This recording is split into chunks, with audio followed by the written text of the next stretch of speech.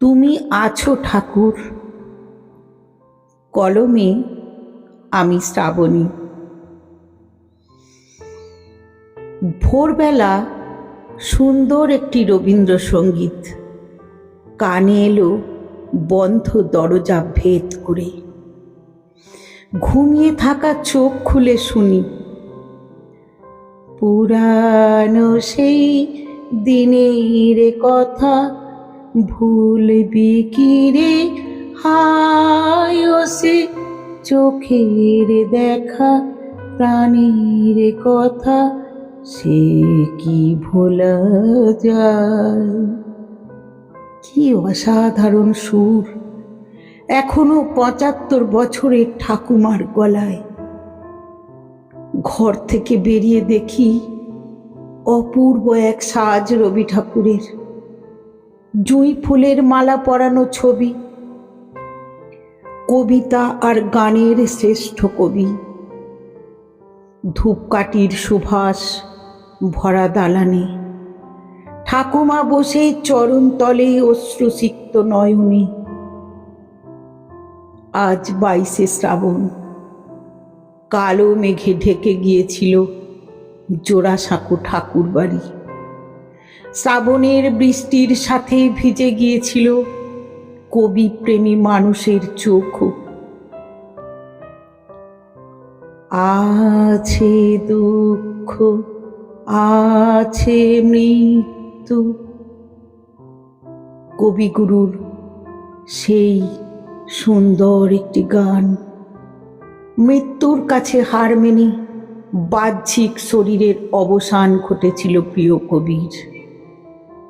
ঠাকুমা গেয়েই চলেছে একের পর এক গান। হাতে আছে কবির বিখ্যাত সৃষ্টি গীতবিতান। বাবার দীপ্ত কণ্ঠে ভেসে উঠল, আজিয়ে প্রভাতে রবির কর, কেমনে পশিল প্রাণীর পর, কেমনে পশিল কুহার আধারে প্রভাত পাখির গান। বেদনা মাখা সকালে কবিগুরুর সামনে শ্রদ্ধায় স্মরণে এক বৃষ্টি ভেজা শ্রাবণী।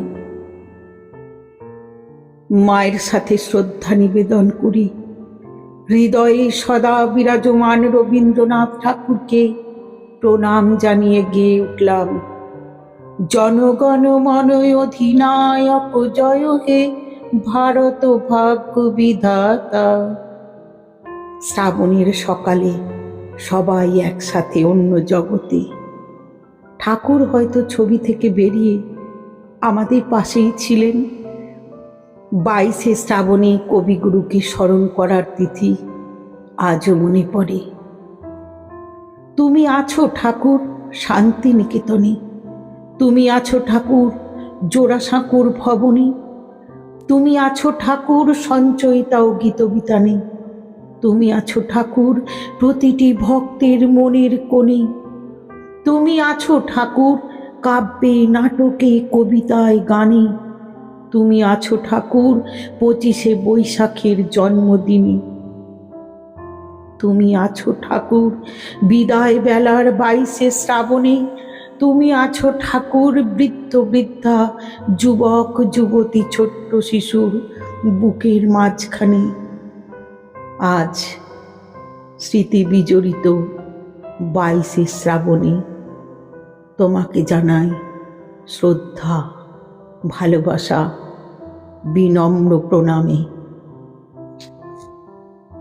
নমস্কার। আজ ২২শে শ্রাবণ। আমার লেখা এই কবিতাটি কেমন লাগলো সকলে জানাবেন প্লিজ।